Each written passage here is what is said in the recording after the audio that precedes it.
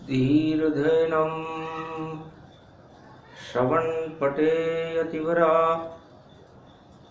महावाक्यजनार्दन सच्चिदानंद त्वं शरणं ब्रजेश। यादवेन्द्रं दयादाता पुण्डरीक्षाशीर्षागरशयनं कमलनयनं नमस्तुते नमामि श्रीहरि। धैर्य से जिसको धारण किया जाता है, कर्णपटमों से जिनका पान किया जाता है, ऐसे सच्चिदानंद भगवान श्री यादवेंद्र सरकार को मैं नित्य ही चिंतन करता हूँ, नमन करता हूँ। जिनको नमन करने से मंगलादि मंगल तो हो ही जाते हैं, साथ ही में बहुत बड़ा बल मिलता है मनुष्य। शक्ति उपासनम नवदुर्गे नमस्तुते उमा गौरी महामंद्राचल भैरवी मंगला भद्रकाली नमो जगदम्बे नमामि शारदा सरस्वती वीणा पुस्तक धारिणी नमस्तुते भगवती महामयम तुमं शरणं महादेवी। हे भगवती जगदम्बा, कलयुग में वाणी के जिह्वा पर आप निवास करो। वाणी ब्रह्माणी करो वाणी पर नितवास, राम कथा वर्णन करूं पूर्ण कर आस। जब फैल जाए महामारी तो कैसे उससे बचना होगा, इस उत्तर इसी प्रश्न का जगदम्बा आपको देना होगा। क्या उपाय है जगत में जो रोग सभी नश जाए, शक्ति भारत प्रकट हो राम प्रकट हो ही जाए। हे जगदम्बा, चारों युगों में आप ब्रह्मवेताओं के मस्तिष्क में और उनकी जिह्वा पर निवास करती हो, संसार का अनुसंधान करती हो, पूरे त्रिलोक का अनुसंधान करती हो और बता देती हो कि क्या उपाय, कैसे बचे। और चारों युग में सृष्टि और शिव शक्ति को दे रखी है, देखो दिव्य की दृष्टि। तब कलयुग केवल नाम आधारा, सुमर सुमर नर उतरहि पारा।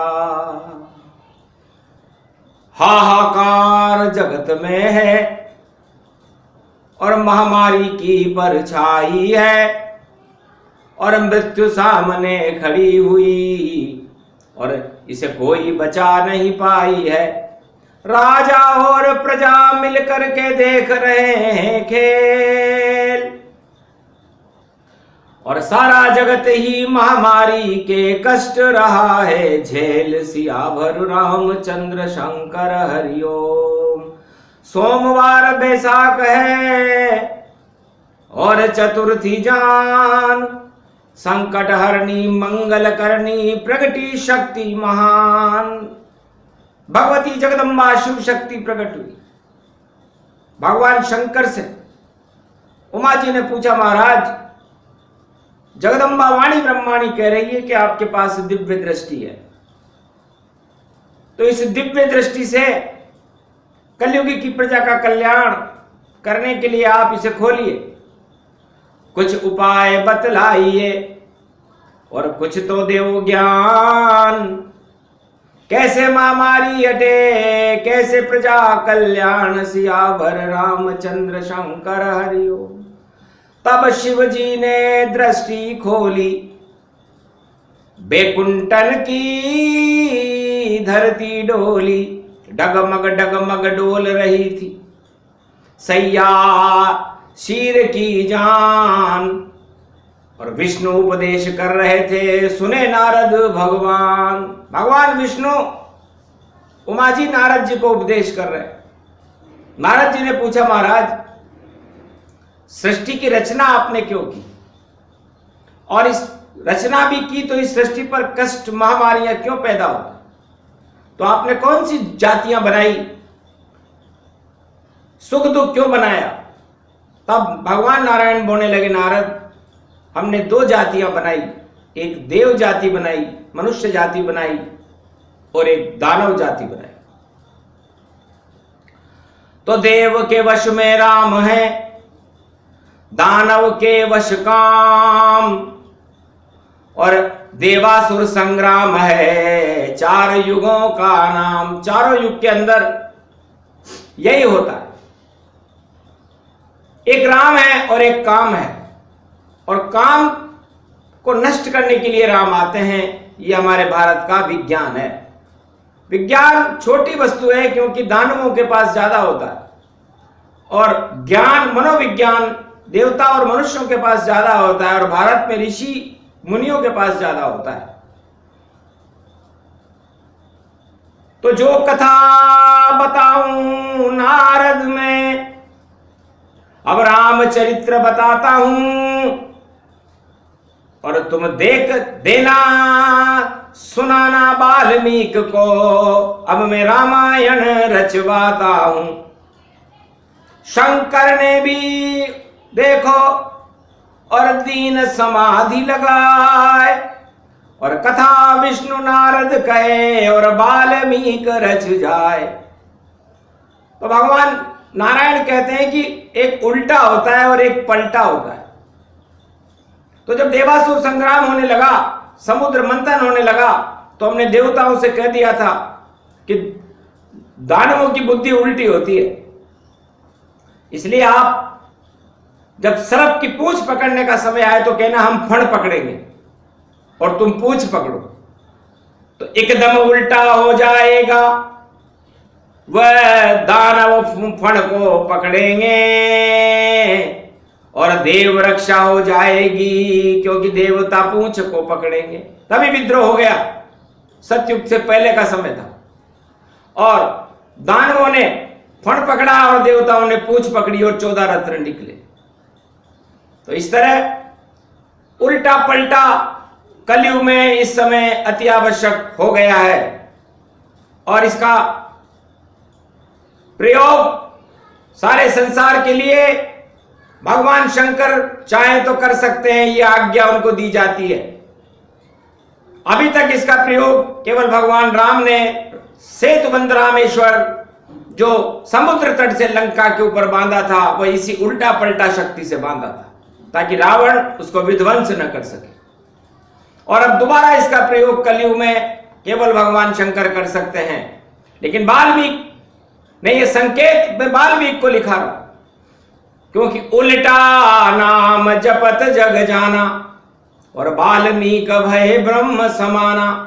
तो वाल्मीकि को सबसे पहले राम नहीं मरा नजर आया, तो वाल्मीकि ने सोचा ओ भाग्य, मरा निकला और मेरे मुख से आज सरस्वती बैठी है कंठ में, कैसे मरे वाल्मीकि महाराज। मरा, मेरे मुखारबिंद में सरस्वती बैठी है और शब्द निकल रहा है मरा। तो उल्टा पलटा कीजिए मृत्यु लोक का सार, जो भी जन्मे जगत में मृत्यु पहली बार, उसकी मृत्यु अवश्य होगी। तो क्यों नहीं उल्टा कर दूं इसका, ये रामायण बन जाएगी और मरा रहेगा कोई नहीं, मैया राम शक्ति प्रगटाएगी। तो सबसे पहले सतयुग से पहले वाल्मीकि ने मरा शब्द बोलकर राम को प्रकट कर दिया। और राम अक्षय ब्रह्म है, कभी मरते नहीं देखा, एक ही है, अनेक नहीं हो सकते। तो आविष्कार राम का वाल्मीकि मुनि जान, और यही राम का नाम है जो जगत करे कल्याण। सतयुग से कलयुग तक यही राम, और ये राम के चरित्र रामचरितमानस रामायण मानव जाति का कल्याण करती है। यह अनुसंधान वाल्मीकि ने सतयुग में कर दिया। और उधर दानव शक्ति ने और देखी माया जान, 14 रतन देख के उस माया को देखा, लक्ष्मी को देखा, सबको देखा, तो उल्टा फिर वहां कर दिया, हम नहीं ले राम का नाम, हम तो माया ही माया ले और भोगेंगे सब काम, हम तो काम वासना में रत रहेंगे।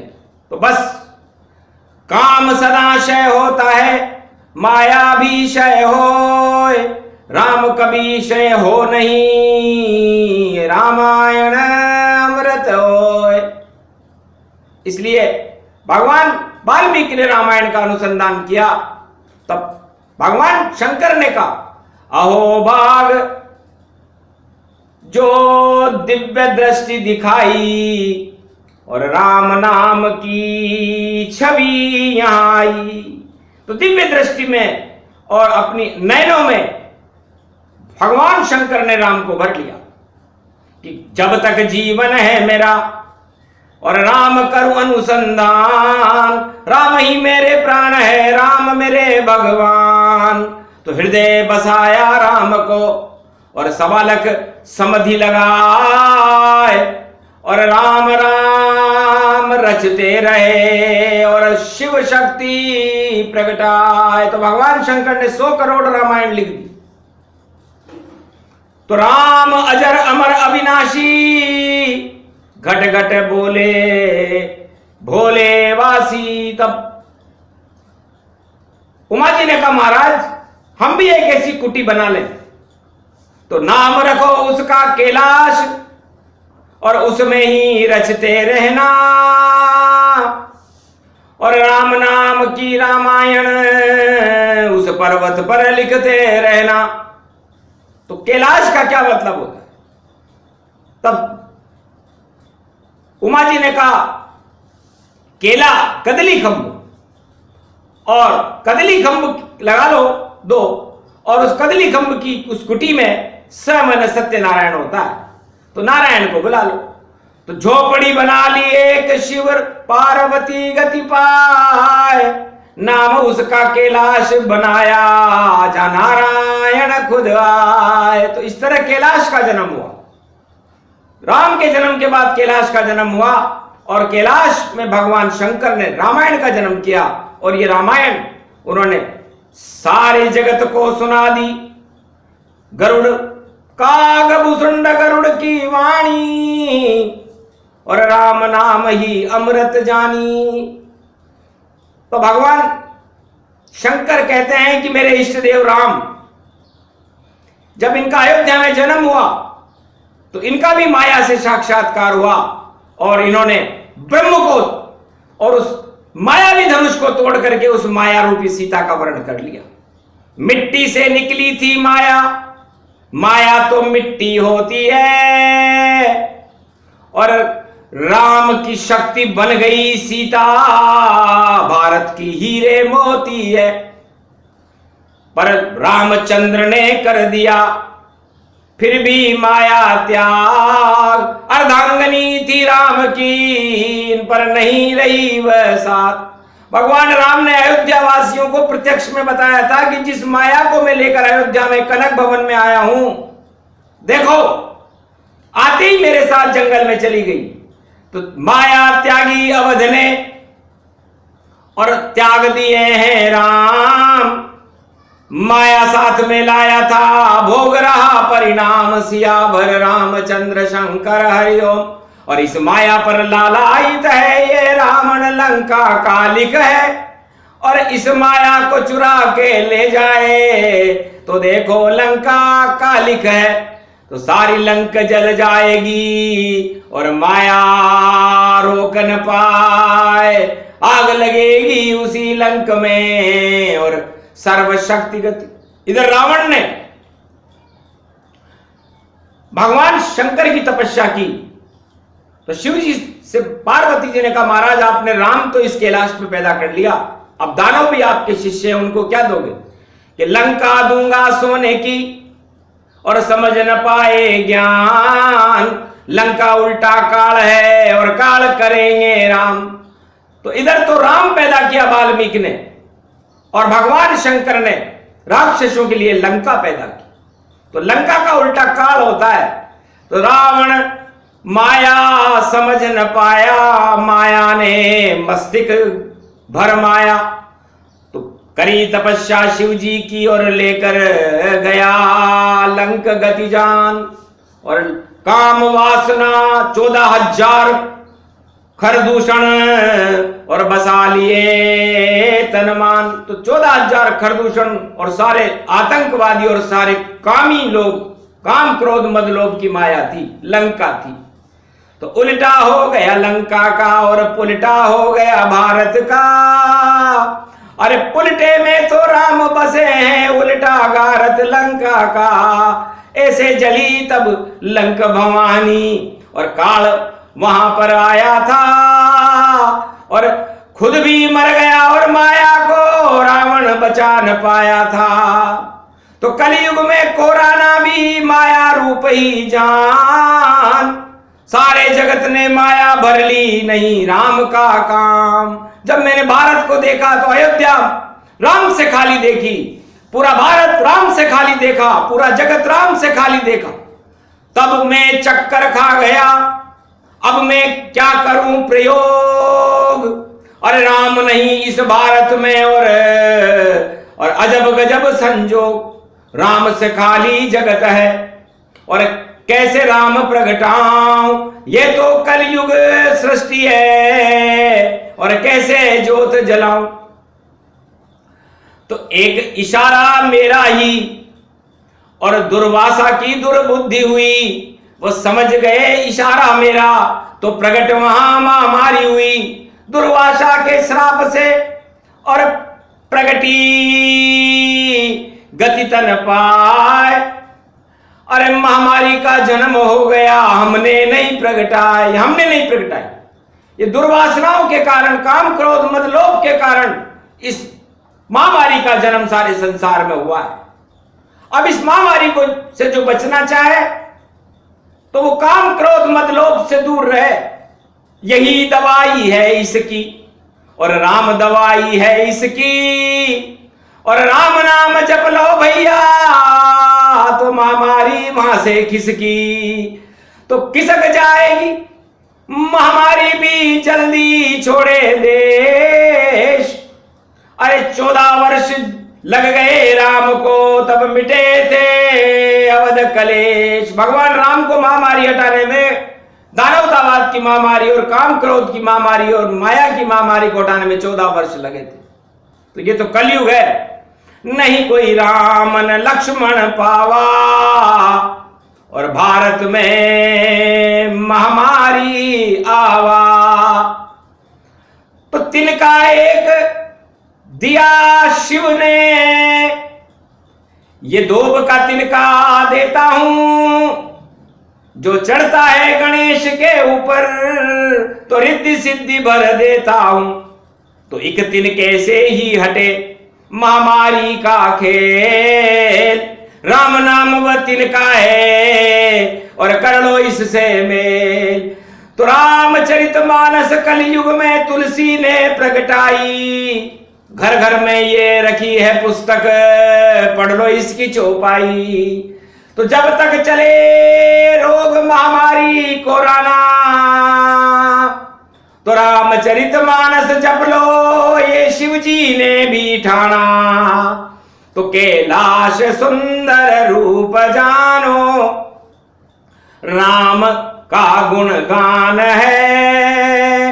भारत अयोध्या ये कश्मीर से कन्याकुमारी भगवान है। ये रामचरितमानस ये अमृत महामारी सब हटाएगी। अरे भारत वालों पढ़ लो इसे, महामारी सब भग जाएगी। ये संकेत दिया कलयुग में। तो राम कृपा सब नासे ही रोगा, जब जय भांति मिला संजोगा। तब तुलसीदास जी ने ये चौपाई अंकित की कि राम कृपा से सारे रोग, महामारियां, दुख, दरिद्र नस जाते हैं और जिस युग में जैसी विधि होती है वैसा संयोग मिल जाता है। तो ये संयोग आज सोमवार महादेव का दिन, चतुर्थी संकट हरणी, मंगल करनी और बैसाख का महीना महादेव का है और 30 तारीख को गुरु पुष्य नक्षत्र होगा। अगला प्रसंग उस दिन और गुरु भोलेनाथ सुनाएंगे और डंके की चोट से कहते हैं रामायण से महामारी भगाएंगे। ये प्रसंग जो भी सुने शिव शक्ति का ज्ञान भारत में इसीलिए सुनाया हो भारत कल्याण। जय श्री राम। ओम नमः शिवाय।